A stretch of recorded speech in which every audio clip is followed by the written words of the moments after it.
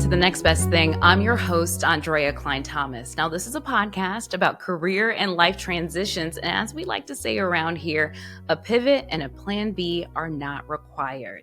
Now, one of the biggest things that keeps people from pursuing their next is money. Having dreams are one thing, but you have to have a plan on how to fund your dreams. And that's why our guest is personal finance expert, entrepreneur, and author of The Wealth Decision, Dominique Broadway. Dominique, thank you so much for being here. Thank you so much for having me. I'm super excited to be here today. Yeah, I read your book, or I listened to it. I listened to the audiobook. Absolutely loved it because it was so tangible. And I love how you started with this imagery, right? Of like really what freedom looked like for you. Tell people kind of what freedom looked like for you. And where were you in that moment when you kind of created that picture for yourself? Yeah, it was interesting because it was like a combination of what I originally thought what I wanted freedom to look like, and then kind of realizing that when I was writing the book that I was actually in it, right? And I would say, originally freedom just looked like exactly what it like, just being free, right? The ability to be able to do what you want to do when you want to do it. And that was honestly a mission that had been on probably since I was like 14. I was like, I want to do what I want to do, right? But just the flexibility to, have the quote unquote FU money, right? To say, I don't have to do this, or I don't have to do certain things, or I don't have to take anyone's BS if I don't want to. I have the financial freedom and flexibility to move as I want, if that means picking up and traveling, or, being able to hire maybe even the best help for my children. And that was really what that, looked like, to me. So at that time. Yeah.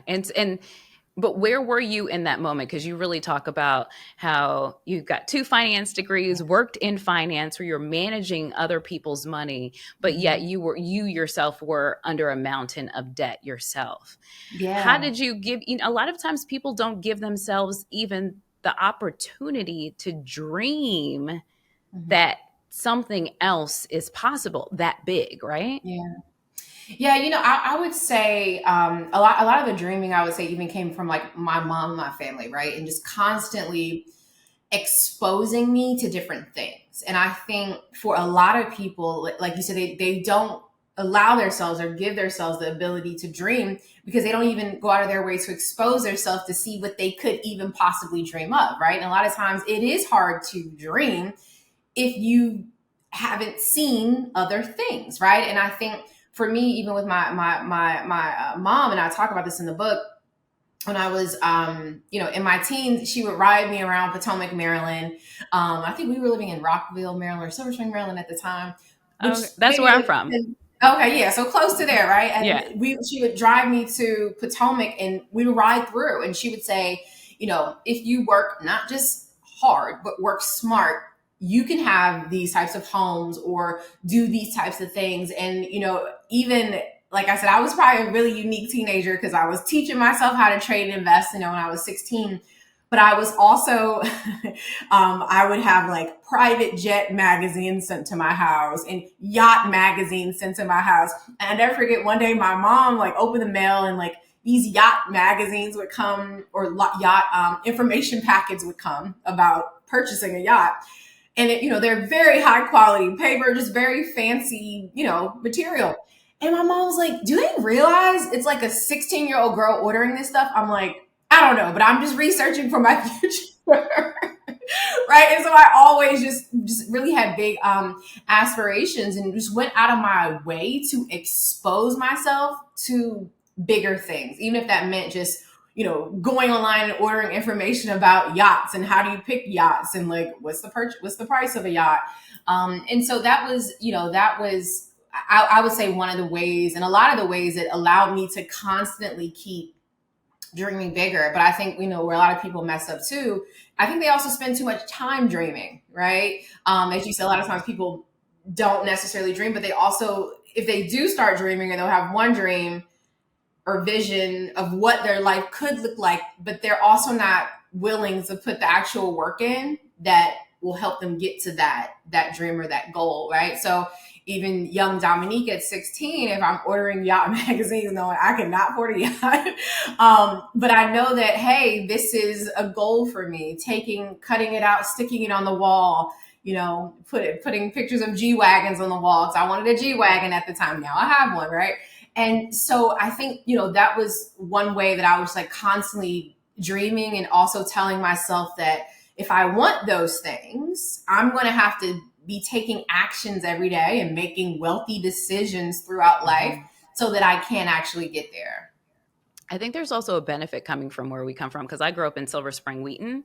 And so like if we would ride over to Mitchellville or something, and you see all these huge houses and Black people own all of them, huge homes, right? And so there was no disconnect of like, no, those are what other people have and it's not you. So I think that there is also the benefit of where we grew up that was. And we ended up moving to Mitchellville. Actually, I lived in Mitchellville when I went to Flowers High School. And and that's where I went to high school and in that area. And as you mentioned, that was I think it's still Prince George's County, I believe. I think there may be a city in Atlanta that may have just beat them out. We're one of the richest Black counties in the nation, right? But we were also right next door to Montgomery County, which is one of the richest white counties, right, in the nation. And so being able to see also the differences between those two counties and what's considered wealth, right? That was also really interesting, because the wealthy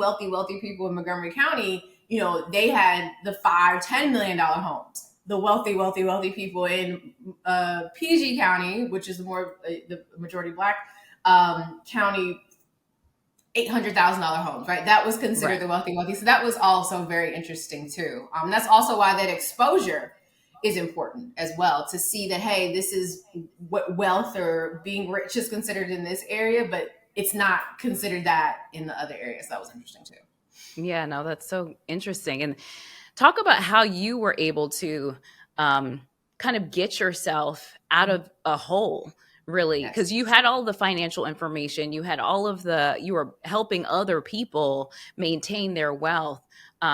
But yet what was the disconnect with you and applying it for yourself? And what was that kind of trigger to kind of say, all right, we need to do things differently?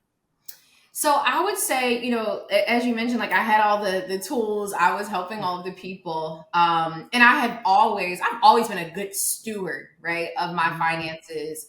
And so when I went and got into that hole, I started to ignore my financial situation because I was honestly in disbelief that I was in that situation. And so when things started taking a downturn, I had, quit my job, and I was running my business full time. And, as an entrepreneur, that's hard, right? And so I was making money, but I wasn't making enough money to cover my bills, really, right? And so, it was, I would say, like, basically getting into it, it was like, getting into the situation was not charging enough, right? Not having a clear, very, very clear marketing strategy, and having really clear, KPIs and financial kind of metrics to determine if the business that I was running was even profitable every month, right? And so month after month after month, I am pulling away, at my savings. And, after a while, I look up and I'm completely broke, right? My car is getting repossessed. My house goes into foreclosure. And, it was something I wanted to completely ignore. And a lot of us do that, right? We get into these bad financial situations and we're just like, oh my God, I'm gonna cover my eyes. I'm not looking. It's not happening. And it's still happening, right? And so, after going through those struggles for probably way longer than I honestly needed to, it was one day I just like, I can't do this. Like, I cannot live like this anymore. This freedom that I was previously working towards, it's getting further and further out of sight at this point. Right?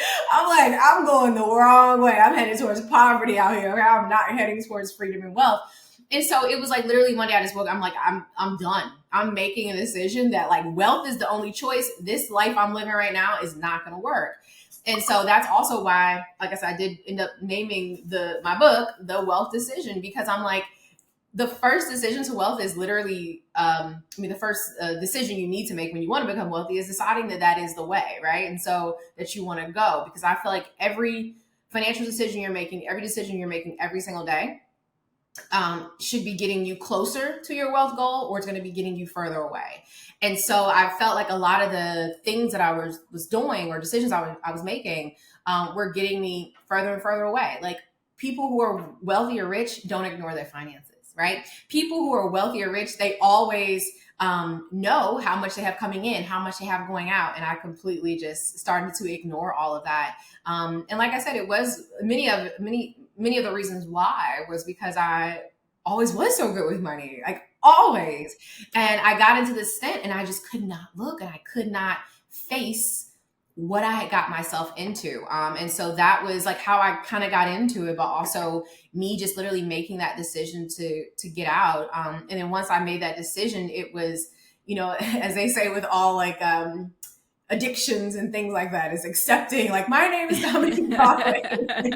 I am being really bad with my money right now, right? And that was the first, like, I would say the next steps. Like, okay, first is like, gonna only choose wealth. Second step, I need to admit to where I am, right? And so to do that, I went and talked to my mom, and I needed to tell somebody what was going on because I hadn't told anyone. And I'm just like, first, I need somebody to know what I've been struggling with, how much I've messed up. And my mom was that first person for me. And I'm just like, Mom, I have this debt. I did this. I did this. I did this. And when I tell you, it was the biggest sigh of relief for me just to tell somebody else, because it felt like this super, super dark secret that I had been holding. And I tell people all the time, like, when you're going through things financially, tell someone that won't judge you, someone that you can trust, right? And so the coolest thing with that was, as soon as I told her, she was like, we've all gone through things, and this is what I've gone through, and this is what your grandparents have gone through. And, my family, a lot of times in Black households, they like to make everything like it's perfect, right? I'm like, what? You've had struggles? And, and so I think it's important that we make sure, that's why I said, explaining and talking to other people about what's happening, because I thought she was going to judge me, et cetera, et cetera. And she didn't. She's like, we all have these things.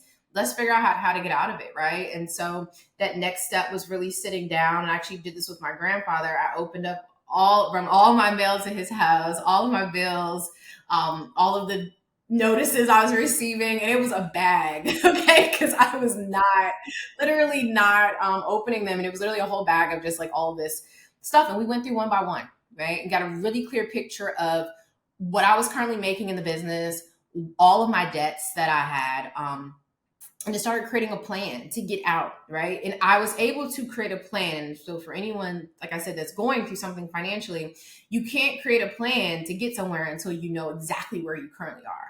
And that was that first step. Like, okay, this is how much debt I have. And the debt that I had was nowhere near what I had envisioned in my mind, right? And this is good. Longer, but in my mind, I had $1 million bajillion, right? Right.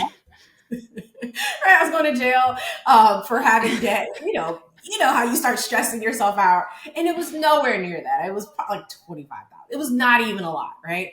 25 is a lot, but it's not $1 million bajillion a lot.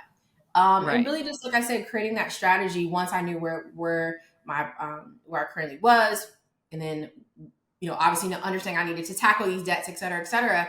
And that's also where I came to the realization that my business was doing okay, but I needed more consistent money, and I got what they call a BJ or a bridge job, right? Got a bridge job in the meantime. And it was just consulting opportunity that randomly popped up, helping a nonprofit in the financial education space, which was perfect because I was still utilizing my skills.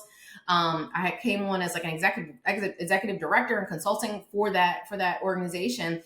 And that one job that was literally paying me $3,000 a month, that was it. That's all they were paying.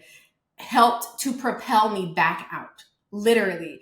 And so that's what I always like to tell entrepreneurs all the time. Like, don't feel like if you have to get another opportunity or something of that nature to propel your business, right? That's the way to go. Because even I still feel like to this day, having that extra $3,000 a month coming in that I knew was coming in consistently no matter what, took a lot of financial pressure and stress off of me. And I was able to then create a budget that would allow me to save, pay down debt, make sure all my bills are being paid on time, and start to reinvest not just my money, but my time, right? Back into my business. Because when you're walking around stressed, you're also not in the right mindset to do anything, right? So Yes, so many good things, so many good things there. And I really love how I feel like finances are often discussed in dollars and cents and not feelings and emotions, because that is really step one. You have to address not just the reality of your financial situation, but how it makes you feel, and the shame and all of that that's Yep. associated with it, because that will drive all of your decisions. And I really like how you talk about like lifestyle design, because that aligns with everything that I'm trying to talk about with like charting your next, stuff like that. So let's talk about this lifestyle design, which you kind of already started to touch on. Mhm. But, I want to start by saying you called yourself a millionaire before you were one. It's important what you say to yourself and stuff like Mhm. that. Why is that important? You know, it's important for so many reasons. Like you said, I've literally I even found a notebook from when I was in high school, and I had been writing in my notebook, Miss Future Millionaire, Miss Future Millionaire, Miss Future Millionaire. I was writing this. I don't know why at the time, right? I guess I was so just focused on like getting to this higher, to this net worth status. But it's important because what you say about yourself is typically what you believe. It's also what you're putting out into the universe, and it's also will help you start to attract various opportunities to reach whatever that goal is, right? And so if I'm constantly saying all I got is $1,000, all I got is $1,000, that's all you're gonna have is $1,000, right? People. It's one of my favorite quotes is, "If you believe you can, you can. If you believe you can't, you can't." It's simple as that. So even saying like, "Oh, why is that important?" It's as simple as literally just that quote. If you believe that you can do something, you're going to do it. You're going to make sure that all your steps are aligned to make that happen, and you understand that's your vision, right? That's where you need to be focusing. Right. So even now, I'm like, okay, I've hit the millionaire status. I got to stop saying that because I'm here. Let's talk about billions. Maybe, is that next? Right. Miss Future Billionaire. But I think that a lot of times the power of words are, oh my gosh, they're insane. And it's so frustrating a lot of times when I see people and they say, oh God, I can't do this. Oh, I can't do that. And I'm like, you're right. Right. And then sometimes they get mad, but I'm like, if you're literally sitting here and saying you can't do something, you think all of a sudden you magically gonna get the willpower to do it? No. Right. And so if you saying, hey, I want to be debt free, it's gonna literally start aligning, and you're gonna be thinking and making decisions and literally just starting to even subconsciously make moves to get there. I have been subconsciously on a path to become a millionaire since I was a kid. Right. Every single thing I was doing was subconsciously trying to get me there. It's simple as that, right? So even with me starting the business, I went broke starting my business, but it was the thing that turned me into a millionaire, right? And so, that's why I feel like the power of words are just, it's really, really important. It also comes back to confidence and belief in yourself. And a lot of times people talk so bad about themselves. Like, it's so bad. If you like listen to people, you're like, man, you talk so bad about yourself. Like I always say, don't say anything to yourself that you wouldn't want somebody else to say to you.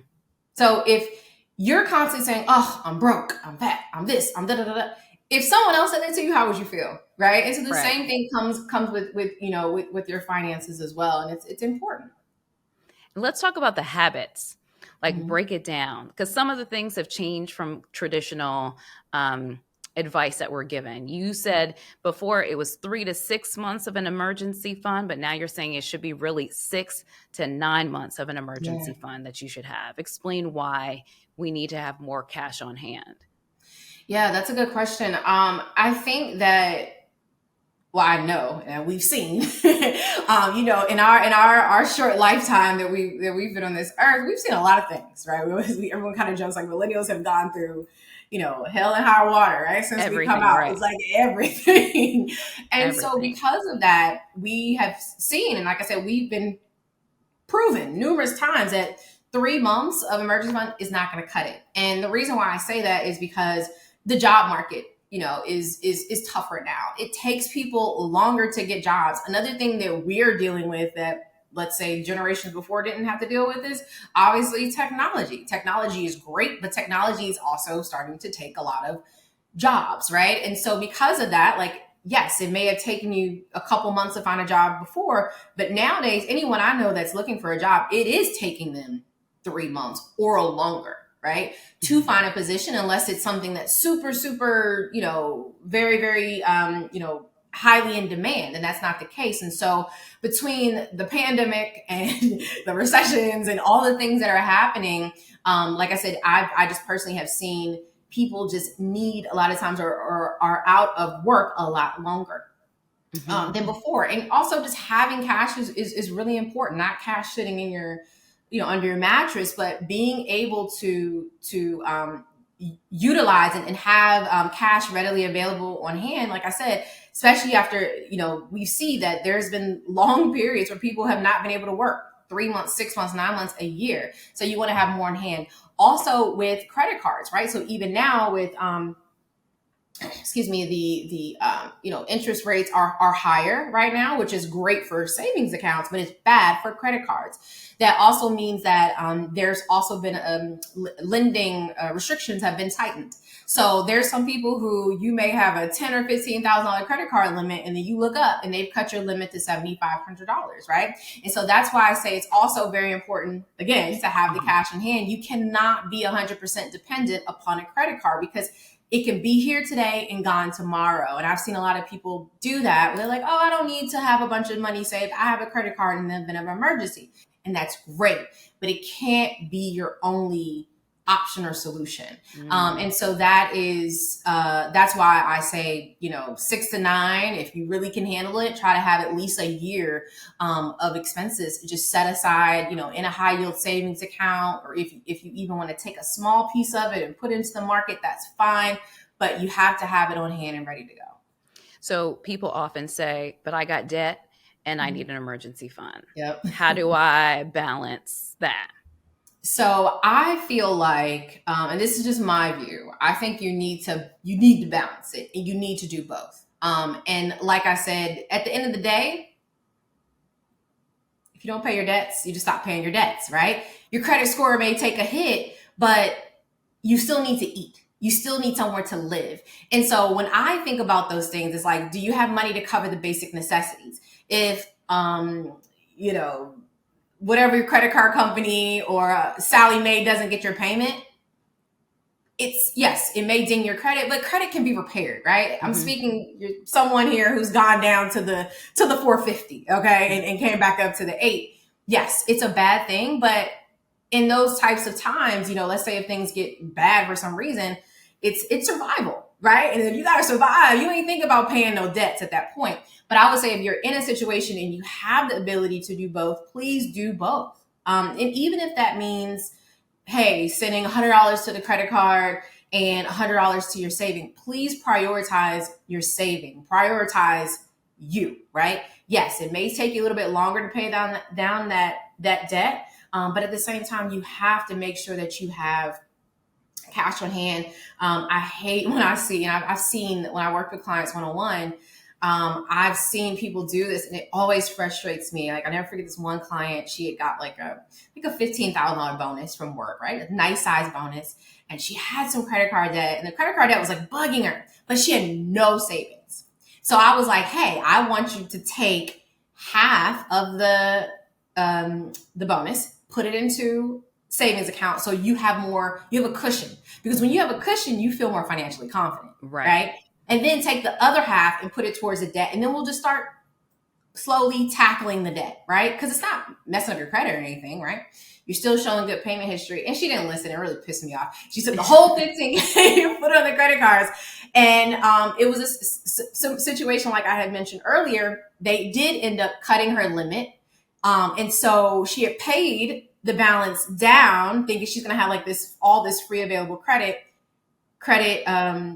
lending restrictions tightened. Her credit limit got dropped. Now she has no money in her emergency fund. And yes, a credit card that's paid down, but not as much available as possible. And then she was like, oh my God, I should have listened to you. I'm like, I told you, right? This is why. So I would say if you can, you have to prioritize yourself as well. And how do you think about, growing up, when we saw the financial educators on TV, they talk about the latte effect. Don't get the coffee, or don't ever, if you never get your hair cut for 50 years, then you'll be, and you're like, and I'll be raggedy at the same time. And not have a job. Right. And so I really like how you talk about time and money, and what to cut, but also how to get more money. Because I'm in the camp of like, I'm just going to have to go make more money. You know what I mean? Like, I live frugally enough, but sometimes I'm just like, I just got to get my funds up and I got to figure out how to make more money. Yeah. And that is where I want more of us to be, in that lane. I think the financial experts of the past, the Dave Ramseys, the Susie Orman, bless their hearts, but like, they're all about limiting.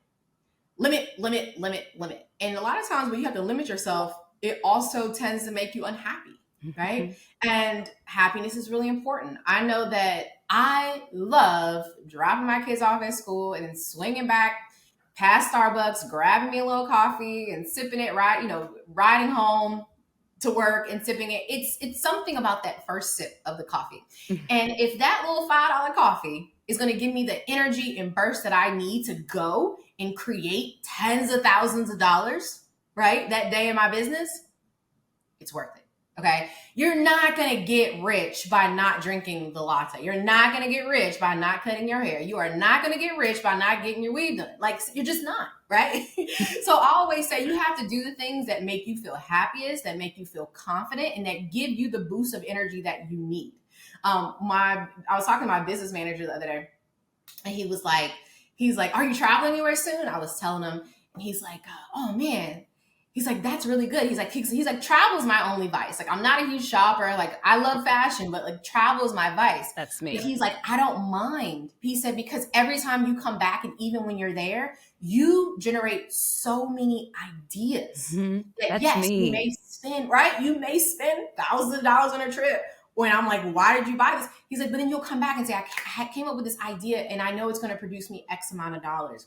And so that's why I feel like those limiting beliefs and that lack mentality is very much the same thing as a poor money mentality, or a broke mindset, or a lack, right? I don't have enough. I want a coffee, but I can't afford a coffee, or I want to get my hair cut, but I can't afford.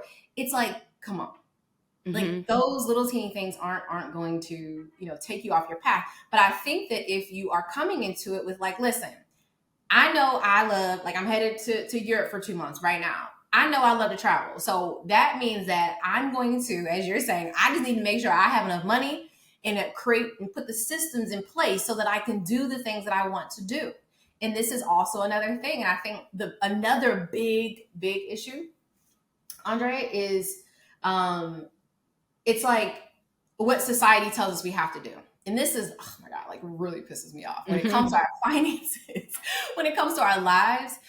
We are all trained that we have to do this, and in this order, right? You go to school, you graduate college, get married, have the baby, buy the house, retire, die. Right. In that order. Right. Right. I literally know some people who retired and died a week later. And I'm like, oh, I know. They waited. When I retire, I'm going to do all these things. I'm like, you don't know if you're going to make it. Gosh, I have a family member, and she was saying like, oh, when me and my husband retire, we're going to travel the world. They were waiting. And sadly, he passed away, like right before they retired. And then when she retired, when I tell you, she goes nowhere. She literally goes nowhere. And so seeing all those types of things, going back to that lack, we have to be thinking more of an abundance mindset. And I know people are like, abundance is foo-foo, but it's real. If you are thinking abundance, and when you see, as you're saying, I just need to make more money, that's the resolution. That's the answer to it. If there's a certain lifestyle you want to live, go for it, right? You're talking about lifestyle design.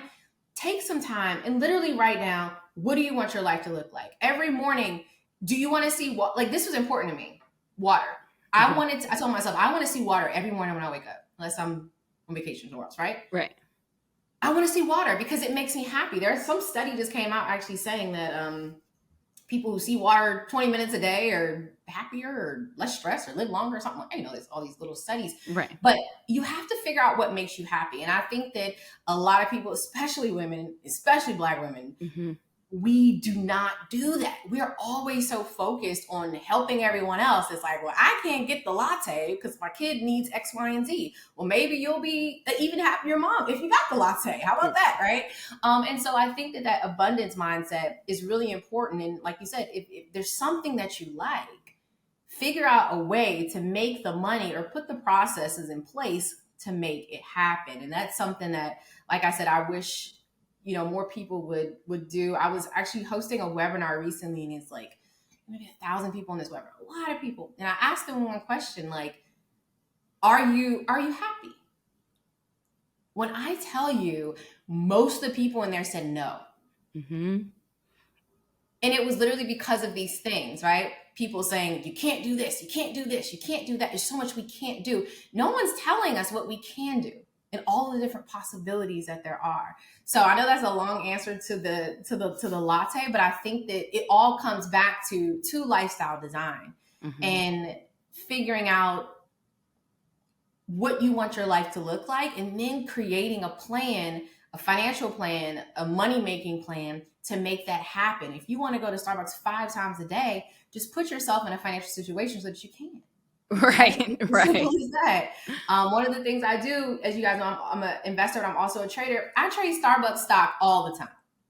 Starbucks stock probably pays me thousands of dollars every week. So I also don't mind going and buying me a little coffee, because I also know how to make money off of the company that I love to frequent, right? And so that's going back to learning and education, figuring out other ways to attract money. So, and just with that, I want to be cognizant of your time, but just with that, there's one thing that you did put in there that was like a lot of people struggle with is getting a house cleaner, getting, you know what I mean? There's certain things where you're just like, if this frees up your time, like how is your time best spent to serve you and the purpose that you want to, what you want to do in your life? And I thought that was really great, because I've had conversations with friends about it. And even when I got a house cleaner, I'm like, my place is like 2 by 2, but I was just like trying to build my business, and I just needed somebody to come and do the baseboards. Like literally, I just don't have time for it right now. And I felt bad. It's not a good use of your time. Right. And I felt the same way. Like growing up, my mom did everything. Yeah, mine too. Everything. She was the plumber, she was everything. She was an accountant by trade, but she would come up to, oh girl, I can just fix it. And she got her and I'm just like, she was doing everything. I never forget, my mom did end up hiring a housekeeper, or a person that would come every other week and clean the house. But she would make us clean the house before she came. Right. And then the housekeeper would be like, oh my God, your house is always so clean. And I'm sitting there like, yeah, girl, I've been cleaning for the last hours. And, I had so much guilt. And this was, when I tell you, one of the biggest mistakes I've made in my life was at the time, it was not listening to my husband when he told me to get help. And I was offended. I was like, what are you trying to say? I'm not being a good mom, not being a good wife. He's like, no, this just isn't a good use of your time. And I'm like, no, my mom did it all. I can do it all. And then he had to sit me down and tell me one day, he said, listen, yes, your mom is great and you're doing a great job. He was like, but one thing your mom has never done has been the CEO of a company, a rapidly growing 8-figure company, have 2 toddlers, right? and be building all these things at the same time. She's like, she never had that. So you might need a little bit more help than what she may have needed. And the first year of us having our oldest daughter, I didn't get a nanny. I refused. And when I tell you, it was one of the toughest years of my life. I'm like running the business, trying to breastfeed at the same time, baby crying, it was the dumbest decision ever. And I finally gave in and got the nanny. And when I tell you, it was the best decision I ever made. And one, she's great, right? And she's an expert with children and even able to work with them way better than I ever could. It also allows me to focus on my business and honestly allow me to be an even better mother. And so I think that, you know, many of us, it's a generational thing, cultural thing where we feel like we don't need to hire help. And, you know, people always joke about, oh, we have the same hours in the day as Beyonce. Yeah, you have the same hours, but Beyonce got a crap ton of people. She got a chef. She has a staff. She has a whole staff. The staff. And so she technically has more time than you because the way I look at it, like even today, my nanny's here packing for the kids to go to Europe. She's out running errands to get stuff done for me. It allows me to be here with you, right? Mm-hmm. Hosting this podcast, having meetings with my team, et cetera, et cetera. And now to me, that's duplicating myself, right? You're duplicating yourself in a way by hiring your housekeeper so that you can focus on what you need to. So please stop with the guilt that we feel as especially as Black women and women in general when we need help, because also these people typically can do the jobs better. I'm sure your housekeeper probably cleans your baseboards way better than you do and probably way quicker. So happy when they were gone. I was like, oh, this is amazing. I can think clearer now. The last thing I want to ask you is a segment we call Act Up. It's just actionable steps that people can take right now. So it's the one thing that people always say is, oh, I want to do this, but what about my money? What should they do right now to get them from where they are financially, that will financially allow them to get from where they are to where they need to be? That's a good question. Okay. The very first thing you need to do, you need to figure out exactly where you are. That's hands down. So to determine where you are, I like to call it like your 2 magic numbers. So do first thing, make a list of all the money you have coming in. Okay. And then make a list of all the expenses that you have. You'll be able to see very clearly, where are you, right? Where you are. Are you at a negative and at a deficit every month, or do you have a surplus, right? Extra money to work with. Because if you are at a deficit, then that means you need to what? Go make some more money or figure out how to make some more money. But then before you do that, first go through, look at your expenses, see if there's anything you need to cut, right? And then if you cut all that you can, not from a lack, but there's some stuff we just waste money on, right? Mm-hmm. I'll actually share with you one that I realize I'm wasting money on right now, and I'll share with you in a second. But then looking and seeing like, okay, do you need to make extra money? That's the first thing you need to do. That's honestly the first step. Once you understand where you are, you'll know exactly if you need to cut expenses or if you need to make money. Then, depending on what that one or the other is, take the next step to actually make those things happen, right? If that's creating a business or looking for a new job or asking for a raise at your job because you feel like you're underpaid, or if you're an entrepreneur looking for other opportunities to expand your services or increase your revenue, increase your your prices, or et cetera, right? And then from there, you should also start thinking about what you want your life to look like, right? So once you kind of know where you are, you want to figure out, like, what do you want your life to look like? That's also going to help you to determine those next steps. So for me, I always wanted to have the ability to be 100% remote. I never wanted to feel like I had to be in an office every single day. And I wanted to be able to generate, in the beginning, I'm like, listen, I just need to make $5,000 a month from this business and that's it, right? And figure out what that is. And then I took my steps to make that first 5,000. And it's like, okay, cool. Now let's start increasing it. Now I want to make 20 or 50 or et cetera, and then creating a plan step by step. Okay. What do you need to do? I'll tell you, even when I had my first $1 million month, which was insane to me because I was like, who makes $1 million a month? That's crazy. Right. Mm-hmm. And I saw Rachel Rodgers do it and I was like, I never thought about doing that. Right. As a small business owner. And I literally created a plan to do it. And I said, okay, I'm going to run X. I'm going to create this marketing plan and reach X amount of people, get X amount of people to convert. And I'm going to do this over, this month time frame leading up to the month, and then boom, make it happen. And so I always say, if you can make a plan to make 1,000, you can make a plan to make 1,000,000. You can make a plan to make 10,000, whatever it is. But you have to make a plan, write out what your goal is, and then all of the individual steps to make it happen. Put action dates, add it to your calendar. Like, I'm a time person. I'm a procrastinator. If I don't have a date to get it done by, it's not going to get done. Know yourself, right? So those are my steps. Figure out exactly where you are. Determine, do I need to raise my income or decrease my expenses? Figure out what you want your life to look like and look for a plan. Start creating a plan to get your finances to match what you want your life to look like. I'll tell you really quickly a personal thing for me, my G-Wagon, right? I love my G-Wagon. It's been a goal since I was 15 years old to have a G-Wagon. So I bought one 2 years ago. We're heading to Europe for a couple months, and I'm like, this car, I never drive it. Okay. It's a 2-year-old G-Wagon. I've literally had it for 2 years, and I have 7,000 miles in this car. Wow. You definitely never drive.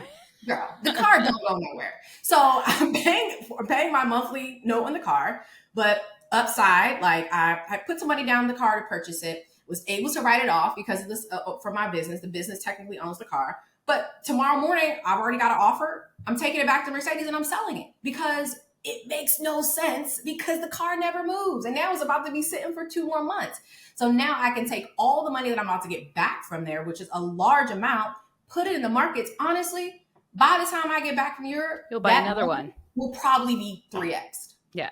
It's like you can just go and buy another one by the time you come back. Yeah, and I honestly probably get something else because I'm like, I've had it. Because G-Wagons inside they're just not that cool inside. But anyway, but you see what I'm saying? But it's like, that's something even I looked through, and I was preparing my finances to head, to be able to travel for a couple months. And I'm like, what?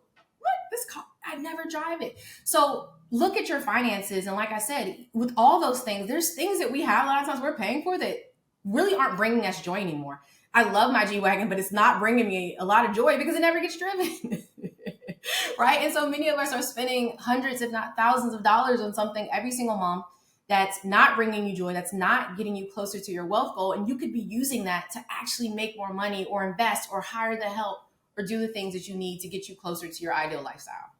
Awesome. And you have classes. How can people stay in contact with you? Because this is just whetting folks' palates, right? There's so much more you go into detail with. So of course they have to get your book. Thank you. Yes, please grab the book. Audible, Barnes & Noble, Target, all the places. And you can also follow me on Instagram, Dominique Broadway. We're always hosting tons of free classes, or just financesdemystified.com. But yeah, all those places. Dominique, I mean, just wheels are spinning. Lots to do. I got some work to do as well. Good. Thank you so much for this. I hope you have a safe trip and you really enjoy. Share with us on social media what you're doing while you're there. But really just thank you for making it, because you make it really clear that this can be tangible for us, all of us, that it really could be true. It's so possible. Yes, so possible. Like, if I did it,